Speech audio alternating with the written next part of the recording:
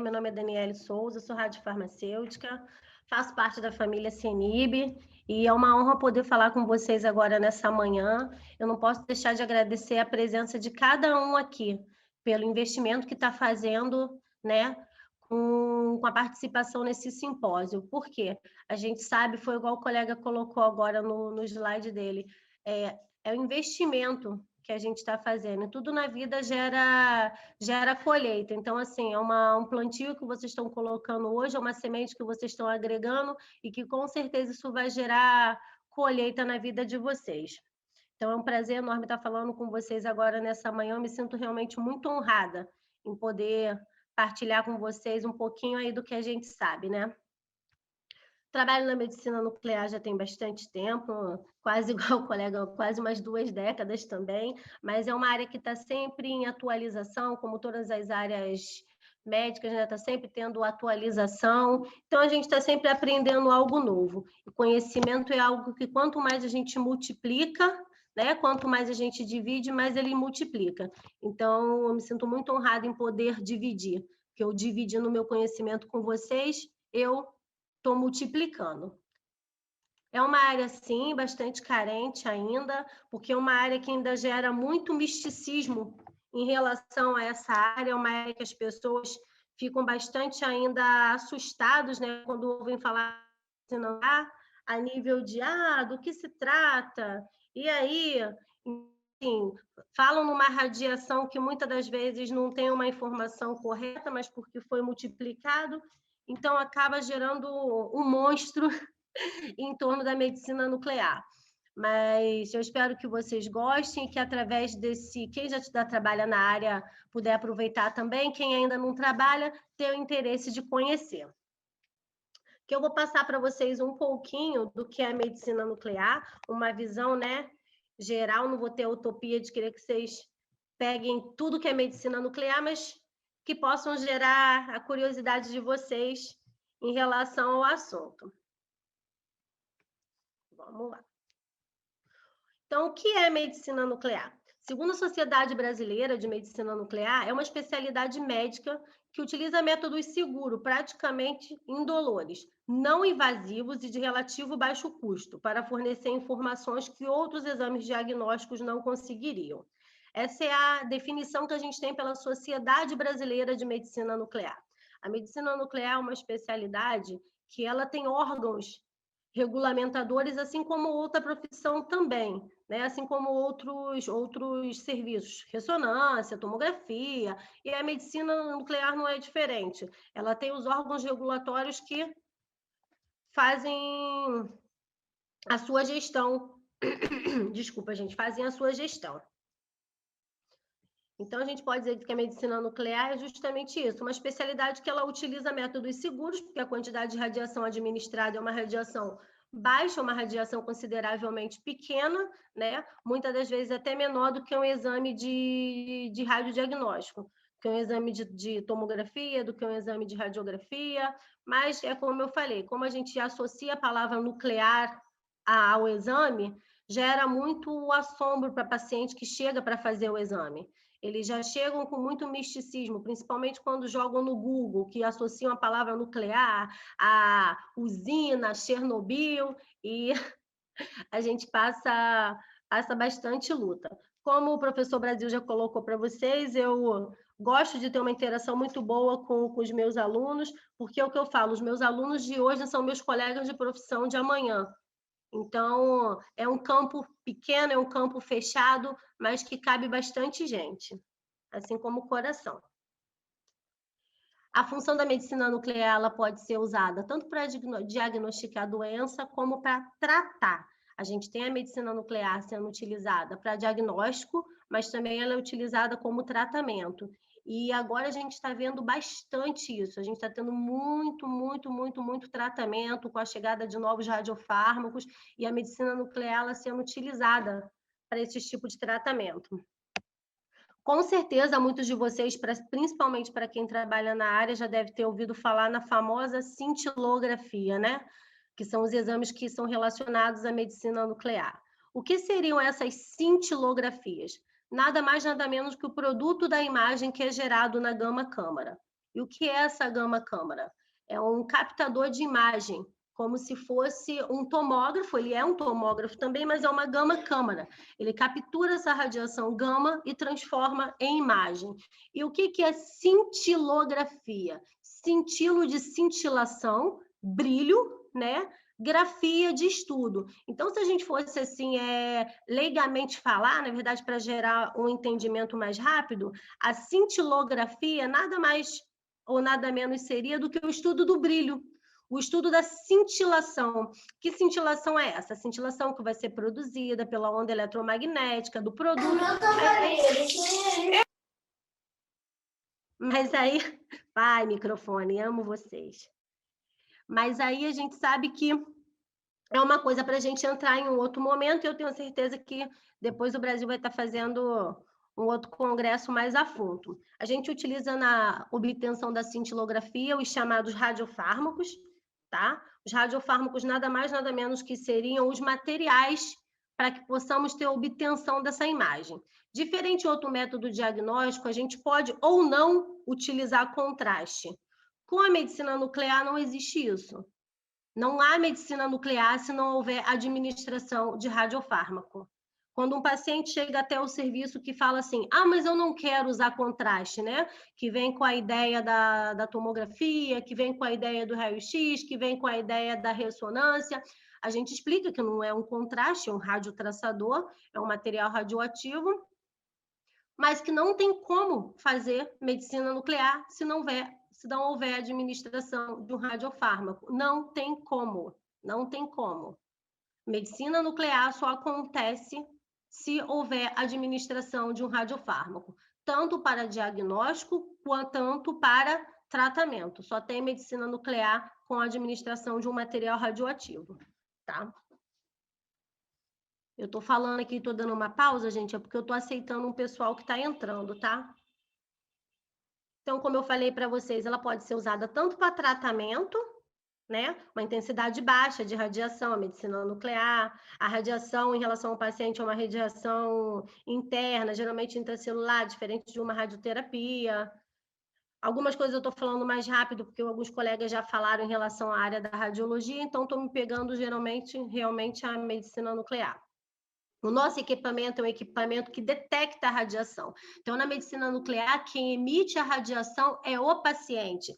É outra coisa também que a gente tem quando o paciente chega. Mas eu não quero ficar próximo a essa máquina, porque essa máquina emite radiação. Aí a gente explica, não, a fonte de radiação aqui é o senhor, é a senhora. A fonte de radiação, nesse caso, é o paciente. A máquina, ela só detecta.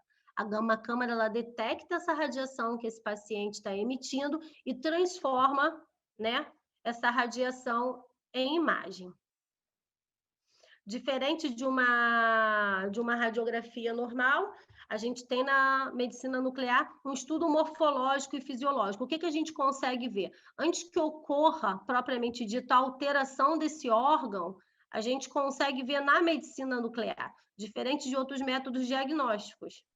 Aqui a gente tem alguns exemplos, né? Equipamentos e exemplos de exame. Se eu estiver falando rápido, alguém pode falar. Se eu tiver... Dani, quer que repete alguma coisa? Fiquem tranquilos, por favor. Quem já foi meu aluno, se tiver algum aí, sabe que eu sou de boa. Aqui a gente tem alguns exemplos, tá? De gama-câmara, tá bom? Então, aqui a gente tem duas placas detectoras, que o paciente ele fica deitado na maca, e essas duas placas detectoras, que são denominadas colimadores, o que elas fazem? Elas capturam essa radiação que está sendo emitida pelo paciente e vai transformando em imagem. Vai pegando, cada imagem que vai sendo formada nada mais é do que cintilografia. São as cintilações que vão saindo do paciente, que vão batendo nos cristais de iodeto de sódio, vão formando essa imagem e aí gera um estudo, a cintilografia, estudo das cintilações. Cintilações essa, né, emitidas pelo material que foi utilizado para fazer a imagem. Repetindo, não existe medicina nuclear se não houver administração de um radiofármaco. Tá? Aqui a gente tem alguns exemplos de exames de cintilografia de medicina nuclear. Não sei se eu vou passar o mousezinho aqui, se vocês vão conseguir ver comigo, ó. A gente tem aqui à esquerda uma cintilografia de miocárdio, no qual a gente injeta um material específico para coração, tá? Aqui à direita a gente tem uma imagem de cintilografia da tireoide, tá bom? Uma cintilografia renal, no qual a gente pode observar a chegada do material, aí vai ter efeito de primeira passagem pela veia aorta, chegada até o pulmão, até a gente poder ver a loja renal desse paciente. E aqui alguns outros exames também. Cintilografia pulmonar, cintilografia de perfusão cerebral, mais uma imagem de tireoide, uma imagem de cintilografia óssea. Lembrando que a quantidade administrada de radiação nesse paciente é uma quantidade mínima e que a maioria desses radiofármacos são administrados por via urinária, né, ou intestinal. Então, o que acontece? A eliminação do material, o tempo de meia-vida, por exemplo, do tecnécio, que 80% do nosso exame é feito como base o tecnécio, muitos de vocês já devem ter ouvido falar no gerador de tecnécio, o tempo de meia-vida dele são 6 horas. Então, eu administro esse material no paciente, uma dose mínima, seguindo todos os métodos de radioproteção, que a gente vê tudo isso em curso, a gente vê tudo isso em aula, no curso de medicina nuclear, vocês têm os professores que são específicos da sua área, vocês têm um físico que vai falar sobre essa questão de radioproteção, vocês têm um professor de radiologia que vai pegar bastante essa questão de posicionamento, e como o professor Brasil falou, eu sou radiofarmacêutica, que pego com vocês a questão de preparo de exames, tá? Preparo de material de radiofármacos. Que a gente tem uma imagem de uma cintilografia óssea, que a gente vê uma criança, que a gente vê um paciente adulto, que a gente pode observar à esquerda, né? A área ainda de crescimento dessa criança sendo bastante marcada, uma área mole, né? Sendo bastante marcada ainda pelo radiofármaco. É uma equipe multidisciplinar, então, a gente tem médico, especialista em medicina nuclear, a gente tem farmacêutico, a gente tem técnico de enfermagem, a gente tem técnico de radiologia. É uma área em constante expansão e o Conselho de Radiologia, eles colocam, né, eles otorgam a vocês participarem da medicina nuclear. Tem todo o respaldo legal para o profissional técnico de radiologia trabalhar no exercício da profissão com medicina nuclear. Então, tem respaldo legal e é para ser feito desta forma. A gente sabe, não queria entrar nesse mérito, mas não vou poder deixar passar sem falar, né? Não tem conflito de interesse nenhum com isso, mas eu não posso deixar de falar. A gente sabe que tem muito serviço que não está atuando desta forma, mas a gente tem o Conselho de Radiologia batendo em cima e cobrando. Cobrando por quê? Você faz um curso, você investe no seu crescimento profissional, então você quer atuar naquilo ali. Você fez um investimento como uma pessoa especialista naquele assunto, especialista naquela área para trabalhar, e você chega no serviço X, W, Y, Z, tem outro profissional. É um campo multidisciplinar. Tem oportunidade para todo mundo. Então, nada mais justo do que o especialista, que é quem foi a pessoa que se preparou para exercer aquilo ali, está fazendo. Então, eu sou super a favor, sim, tá? Do conselho, tá indo até os serviços e tá cobrando a presença do profissional ali, especialista para atuar na área. Não somente na parte da radiologia em si, como todos os outros conselhos, né, que se prepararam para tal. A atuação do técnico de medicina nuclear, ele pode trabalhar tanto marcando, quanto eluindo, fracionando, posicionando, né? Quando a gente fala aqui em relação ao fracionamento, se a gente não tiver um profissional farmacêutico para poder fazer, o técnico de radiologia, ele pode fazer também posicionamento, ninguém melhor do que o técnico de radiologia para fazer. Técnico de medicina nuclear também sai com essa visão toda depois da formação do curso, aquisição, reconstrução de imagem pós-processamento. O técnico também atua no controle de qualidade das gamas-câmaras. A gente tem na cintilografia controles que são feitos diários, semanais, mensais, assim tanto quanto na tomografia quanto que no PET. Como é o procedimento em medicina nuclear? Como funciona quando esse paciente ele chega até um serviço de medicina nuclear? Geralmente é feita uma entrevista com o médico especialista, mas foi como o Daniel colocou agora há pouco. Tem serviço que é o próprio técnico que faz essa anamnese, tá? Gente, eu vou abrir aqui uma aspas para vocês novamente. A gente tem o mundo ideal e a gente tem o mundo real. O que é o mundo ideal e o que é o mundo real? A gente sabe, a gente aprende. Vocês vão aprender no curso o que é o correto e vão chegar para trabalhar procurando esse correto.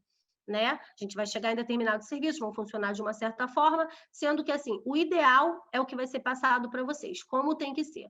O correto é o médico, é o paciente chegar até o serviço, ser feita uma entrevista com o médico especialista. Ah, Dani, mas só o médico pode fazer essa entrevista?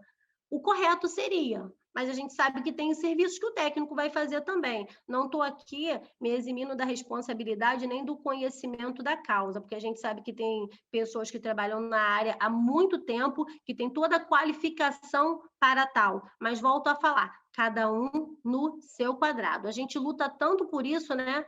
Cada um no seu quadrado. Então, assim, nada mais justo, né, do que cada um fazendo a sua parte. Chega no final do dia, ninguém tá cansado, chega no final do dia, você não pode ajudar, óbvio que você pode ajudar o seu colega, você pode ajudar um outro profissional, mas quando eu tenho cada um trabalhando no setor para o qual foi designado e virou especialista para isso, eu tenho uma qualidade melhor do serviço que é feito. Então, é feito geralmente uma entrevista com o médico, quando ele chega, o paciente ele conta por que foi fazer esse exame, se está amamentando, se está com gravidez, que são coisas que contraindicam, né, a medicina nuclear, uma vez que dependendo do radiofármaco a ser utilizado, pode ser um radiofármaco com interação de DNA, essas coisas assim, mas a gente não vai entrar nesse adendo agora, dependendo do tipo de radiofármaco a ser utilizado.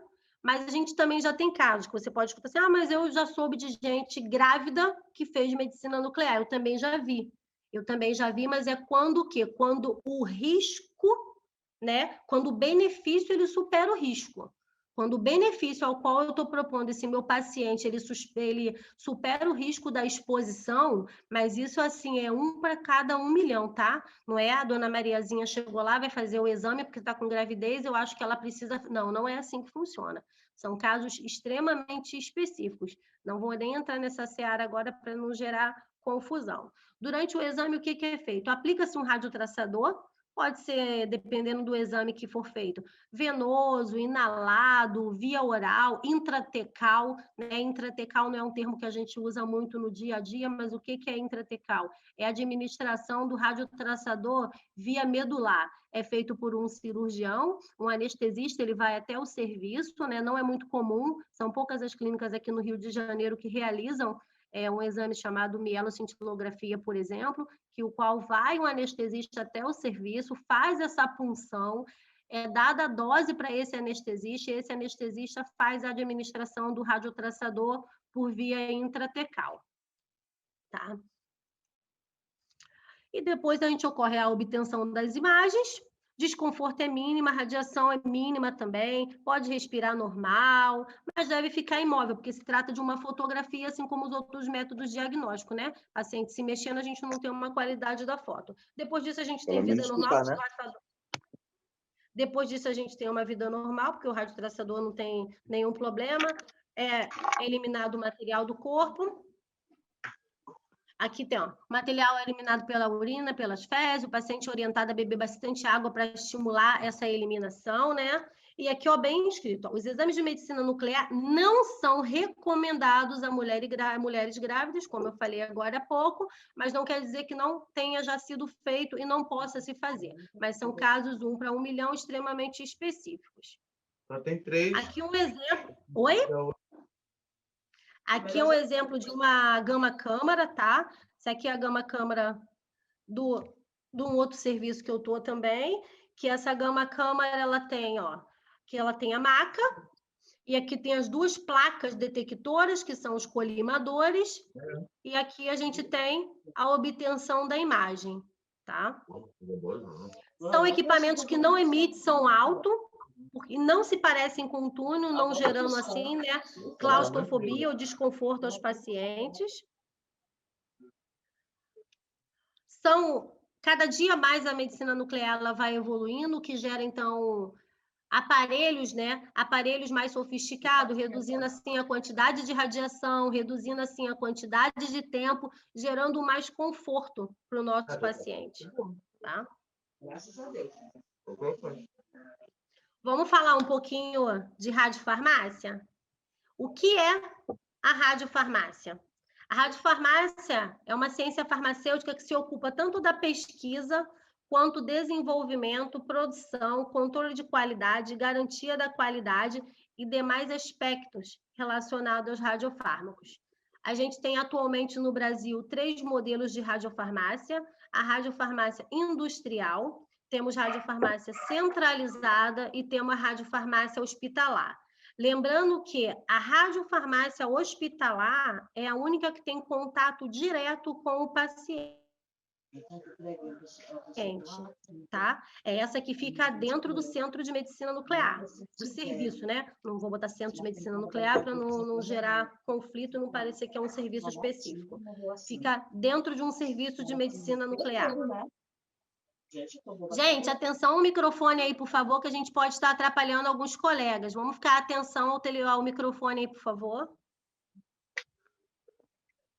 Aqui a gente tem um modelo de radiofarmácia industrial, que a nossa radiofarmácia industrial aqui no Brasil é o IPEM, que ele fica localizado em São Paulo. É ele que manda, a gente pode ver aqui à esquerda, que a manipulação, alta, por causa da radiação que é bem alta, que é utilizado nesse centro, né, porque é uma escala industrial, a localização dele, a manipulação são feitas por pinças, porque são hot cells, são células quentes, ou seja, a quantidade de radiação aqui produzida é uma radiação altíssima. Então, a gente tem, lógico, todo o equiparato, todo o processo de radioproteção e a manipulação também se dá, não se dá uma manipulação direta, é uma manipulação por pinça. E a gente pode ver também aqui à esquerda, tipo um conezinho, é um vidro plumbífero, é um vidro de chumbo. Toda manipulação é feita assim. Esse IPEM é quem distribui o famoso gerador de tequinésio para a gente. Muita da gente, eu digo famoso porque não tem quem nunca ouviu falar, raríssimas são as pessoas que nunca ouviram falar, né, no gerador de tequinésio, né? Principalmente nesse momento agora de pandemia, quem trabalha na área ou então quem trabalha em algum serviço que tenha medicina nuclear, fica sempre tenso. E aí, vamos ter gerador para trabalhar? Não vamos ter gerador para trabalhar? Porque eu vou abrir outra aspas para vocês aqui novamente. Infelizmente, a medicina nuclear ela não é uma coisa nova no Brasil, mas ela ainda é uma área pouco explorada a nível governamental. Então, a gente tem um monopólio fabril. A gente só tem, no Brasil, uma instituição que distribui o gerador de tequinésio, que é o IPEM, que fica em São Paulo. Então, com isso, quando o IPEM deixa de fornecer por algum motivo específico, os serviços de medicina nuclear não têm como trabalhar. A gente está à espera de um reator multipropósito que vem sido prometido há bastante tempo. O que seria isso, Dani? É de uma outra forma de produção desse material. Como é que eu vou trazer aqui para vocês? A gente não tem a matéria base, a gente não tem no Brasil molibdênio. O que a gente tem é o molibdênio sendo exportado de um outro país, chegando até o Brasil, até o IPEM, e o IPEM transformando esse molibdênio, dividindo, transformando esse molibdênio em gerador.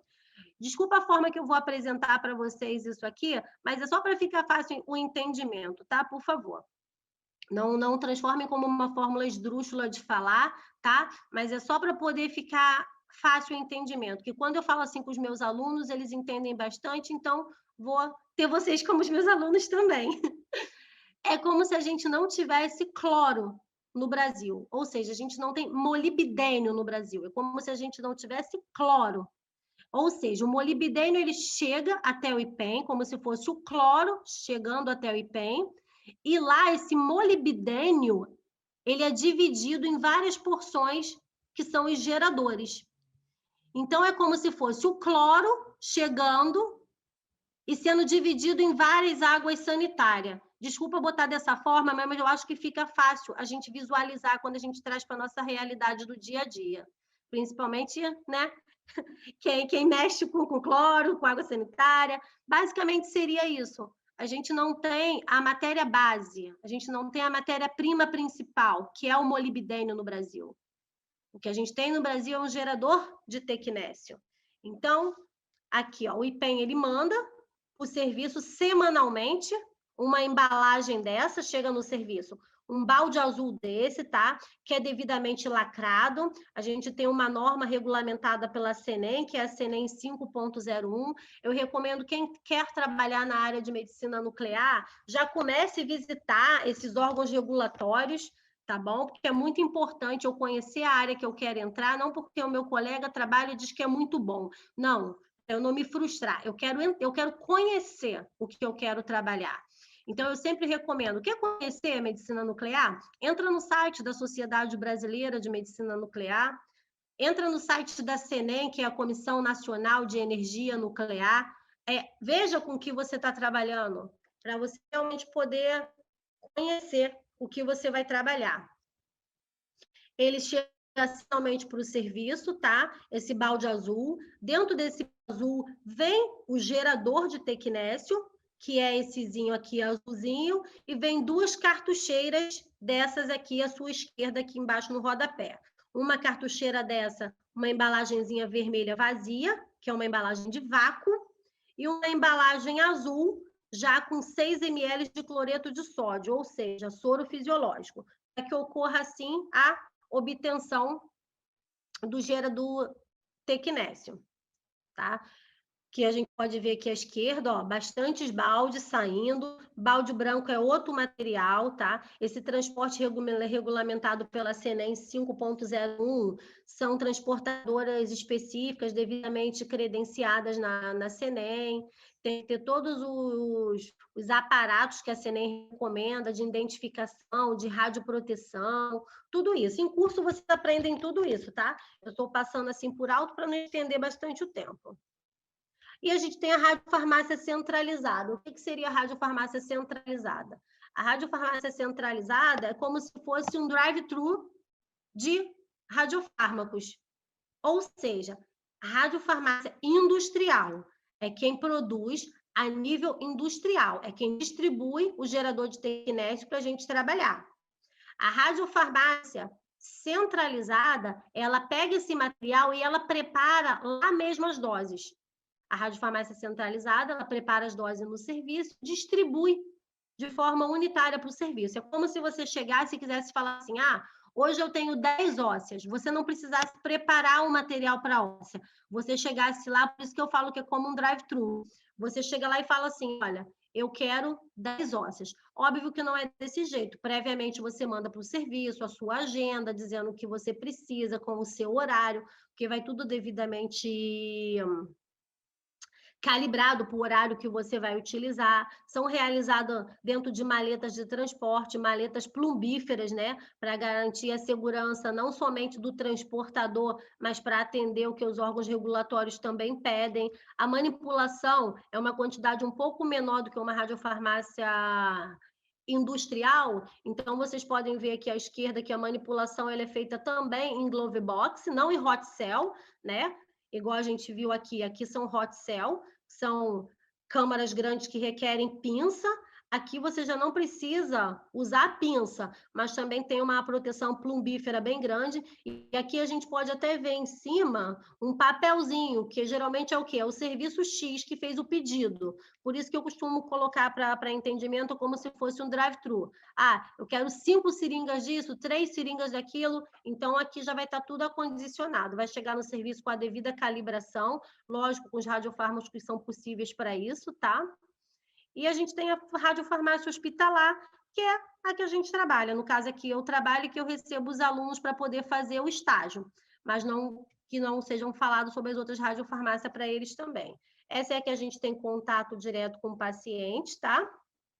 Que o paciente fica dentro do serviço de medicina nuclear, dali que a gente já tira a dose direto e dá para o profissional que está ali para fazer a administração, não vem de outro lugar. Ou seja, a radiofarmácia industrial vem de outro local, a radiofarmácia centralizada vem de outro local. A radiofarmácia hospitalar está ali mesmo, você tira a dose e já dá para usar ali mesmo, no mesmo serviço, tá? Por que radiotraçador, traçador? Nada mais, nada menos porque a passagem dessa substância radioativa pelo corpo ela pode ser acompanhada por equipamentos especiais, as gama-câmaras, tá? Gerador de tecnésio, como eu falei com vocês, por que que se chama gerador? É bem legal isso, né? Porque a gente tem um pai, né? Um radionuclídeo pai, que é o molibdênio, gerando um radionuclídeo filho.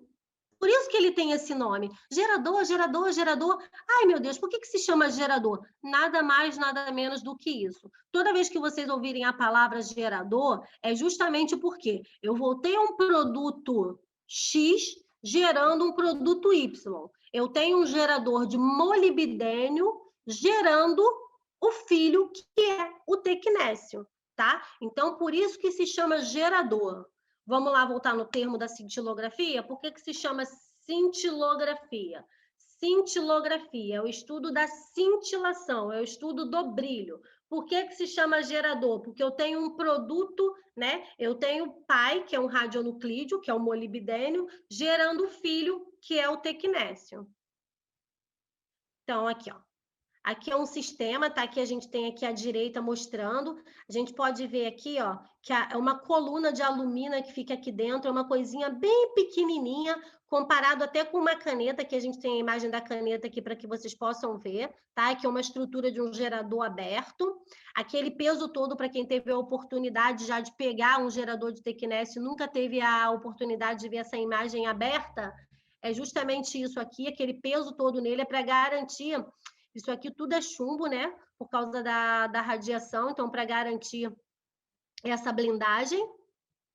Bom, aqui uma imagem de uma radiofarmácia para vocês, tá? A pia, de acordo com a norma regulamentadora, pede para ser sem ter contato manual, então aqui é uma pia que a gente pode, uma bica que a gente pode abrir com o cotovelo, tá? A gente tem aqui também uma cuba profunda para lavagem das mãos, uma lixeira plumbífera específica, um contador de dose, que é como se fosse uma balança para medir a quantidade de radiação que eu vou utilizar no meu paciente. Diferente de ml, eu tenho aqui a radiação sendo utilizada em milicurie, que é uma unidade de medida da radiação. Um frigobar aqui, ó, específico para guardar os fármacos antes de serem utilizados. Aqui uma manipulação, um L de chumbo. A gente pode ver aqui um vidrozinho, que é justamente para que não ocorra, né? Para que possa fazer a blindagem entre a visualização do operador e da retina. A gente tem um cofre, né? O que seria esse cofre? Onde fica o gerador, aquele geradorzinho azulzinho que vocês viram. Alguns serviços de medicina nuclear têm esse cofre. Lembrando que, gente, aqui é uma imagem de um serviço X. Alguns serviços vocês vão chegar, o cofre não vai ter essa carinha aqui, mas tem que ter um cofre. Não quer dizer que, Dani, mas onde eu uso o meu transportador de seringa, onde eu trabalho, não é desse daí. Tem que ser desse daí? Não, não tem que ser deste daqui, propriamente dito. Tem que ter um transportador de seringa, de chumbo, tem que ter um anteparo de manipulação, que pode ser que não seja desse anteparo aqui, que esse aqui é um fornecedor X, mas tenha um anteparo plumbífero de um fornecedor Y, tá? Então, assim, alguns serviços vão ter algumas coisas diferentes no sentido de tipo de fornecedor, mas a obrigatoriedade de ter todos esses itens são regulamentados pela RDC 38. Quem tiver interesse e quiser anotar, RDC 38. Tá? De 2008, 4 de junho de 2008. É ela quem regulamenta o serviço de medicina nuclear no Brasil. É ela que vai falar tudo que um serviço de medicina nuclear tem que ter. Quando a CENEM, que é a Comissão Nacional de Energia Nuclear, vai até um serviço fazer uma auditoria, né? Ela vai justamente amparada pela RDC 38. Ela quer que aquele serviço X atenda o que a RDC 38 pede, tá bom? Aqui um cofrezinho de rejeito também, que é porque quando você injeta, né, a seringa, o material radioativo, o resíduo fica ali dentro. A gente está falando rápido, mas depois a gente pode marcar uma visita, tá? Pois quem tiver interesse, obviamente, assim, a gente está com esse processo da pandemia, aí a gente não está podendo, neste momento, receber pessoas, mas isso não é ad eterno. Graças a Deus, essa tempestade, a gente crê que logo, logo passará e a gente puder receber, aí a galera a gente vai receber, tá bom? Então, qual a diferença de radioisótopo para radiofármaco? O radioisótopo é quando eu uso um material radioativo puro, sem estar adicionado a nada. O que é um radiofármaco? É quando eu pego esse radioisótopo e junto a um fármaco. Vai ficar mais fácil a gente ver nessa próxima imagem agora. Ou seja, radioisótopo ou radionuclídeo. Por que radionuclídeo? Bem tranquilo também o entendimento. Rádio, por ser radioativo, nuclídeo, pela radiação sair do núcleo. Então, é um radionuclídeo. Eu utilizo um radionuclídeo e utilizo um fármaco. O que é esse fármaco? É esse fármaco que ele tem um comportamento fisiológico para levar até o órgão que eu quero ver. Quero ver coração, eu vou pegar um fármaco de coração. Quero ver fígado, vou pegar um fármaco para fígado. Quero ver osso, vou usar um fármaco para osso. E assim sucessivamente. Ou seja, o que é um radiofármaco? É a junção de um radionuclídeo mais um fármaco, tá? Aqui nessa imagenzinha a gente vê bem isso que eu acabei de falar agora, né? Dependendo do órgão que eu queira ver, eu já tenho os radiofármacos específicos, tá? Para utilizar em determinadas regiões. Lembrando que se tratam de exames, a maioria deles de perfusão, ou seja, eu vou injetar um fármaco para ver rim, eu não vou ver só rim, eu posso ver outros órgãos também, mas ele é específico para ver rim. A morfologia renal vai ser feita ali, eu vou ver rim. Mas por ser um material perfusional, ele vai passar em outras regiões também. Então, o esquema básico aqui para entendimento é esse aqui. O que é um radiofármaco? É a junção de um radionuclídeo, que é um material radioativo, mais um fármaco, com a função de quê? Chegar até a célula-alvo que eu quero ver. Chegar até a célula-alvo. Prestem bem atenção nessa imagem, foquem bastante nessa imagem que eu botei aí agora, tá? O esquema básico, ou seja, o esquema de um radiofármaco ideal. Eu tenho o radionuclídeo, que é um material radioativo, e eu tenho um fármaco. Eu vou juntar os dois e vou ter um radiofármaco. Radionuclídeo mais fármaco dá um radiofármaco. E eu quero que ele chegue até a minha célula-alvo. Então, é essa imagem que eu vou querer. Isso aqui é um esquema ideal. Só que eu posso ter um desequilíbrio na hora de marcar. Eu posso ter um radiofármaco com excesso de radionuclídeo, quanto eu posso ter um radiofármaco com excesso de fármaco livre, tá? Então, isso aqui vai acontecer o quê? Eu não vou ter uma imagem que eu queira ter. Eu não vou ter uma imagem específica, eu não vou ter o meu material chegando onde eu preciso que esse material chegue. Por quê? Porque ele tem um desequilíbrio. Ou então, às vezes, ele pode até chegar, mas acontecer igual aqui, ó. Aqui, eu tenho uma óssea, por exemplo, aparecendo tireoide. O que eu tive aqui? Eu tive excesso de radionuclídeo. Eu tive excesso de radionuclídeo, radioisótopo. Eu tive excesso do meu material radioativo livre. Ou seja, eu tive isso aqui acontecendo. Eu tive excesso, né? Aqui está o símbolozinho da radiação. Eu tive excesso de radiofármaco livre nessa primeira imagem, na imagem A. Já na imagem B, eu tenho aqui aparecendo, ó, baço.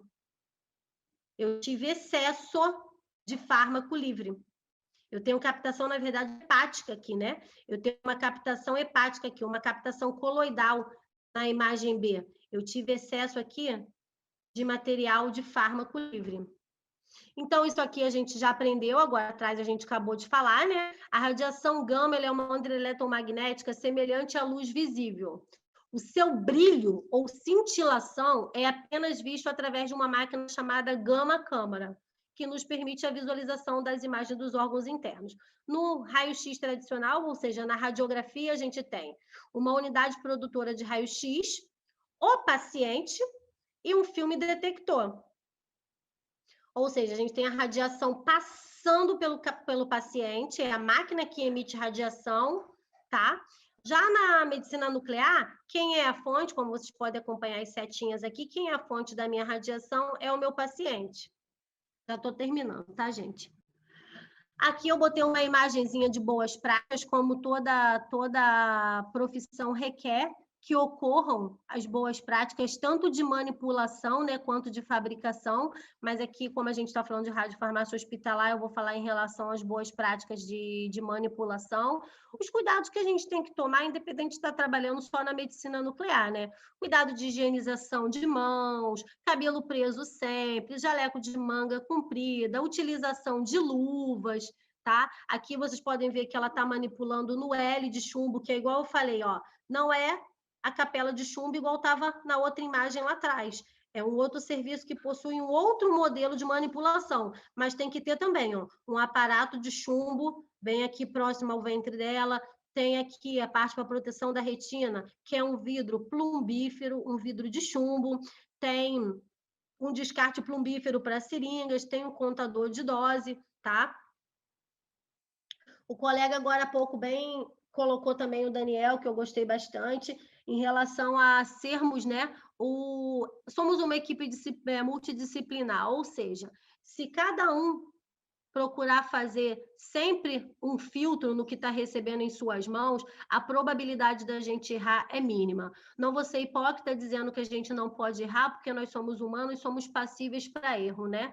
Seria hipocrisia minha falar, não, a gente não erra. Quem trabalha 20, 30, 40 anos na medicina nuclear não erra.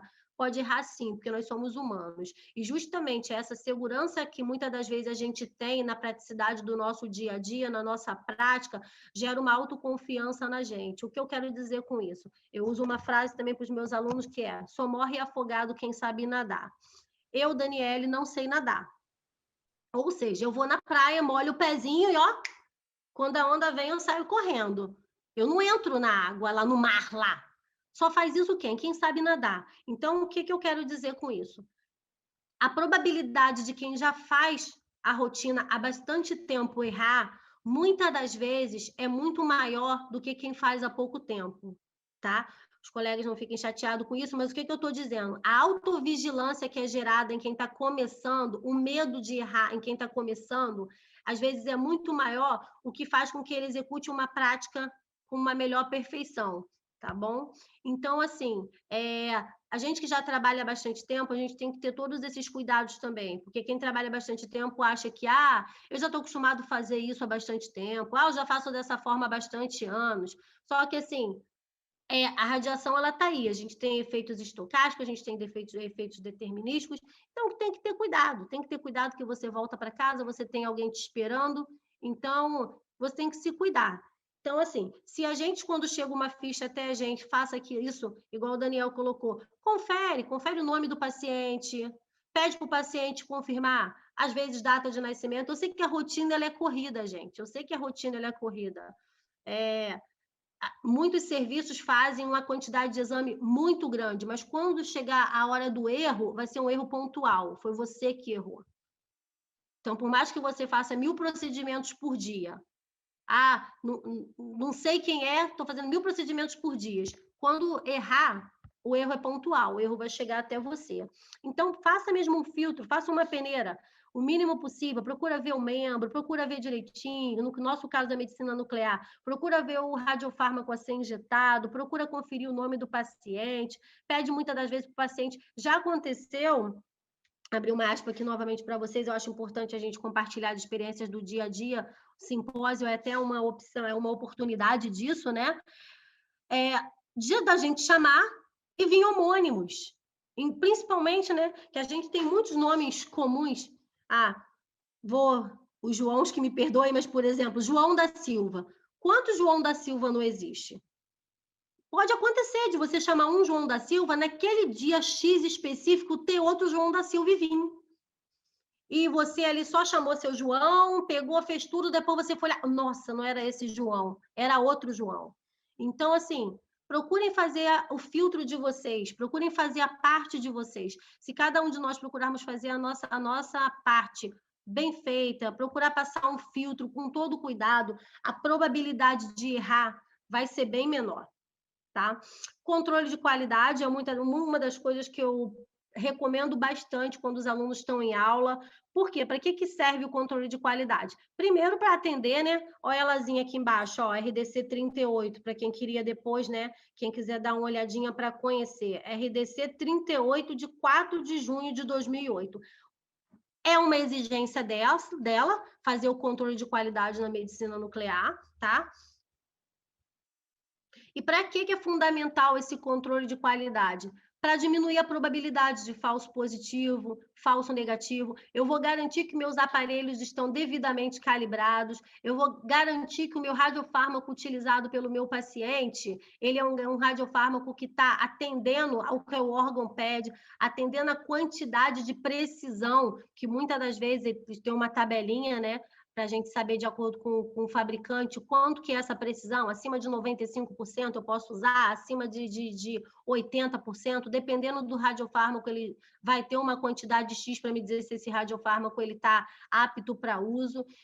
Evito o aumento de dose de radiação, tanto no IOE, o que é IOE?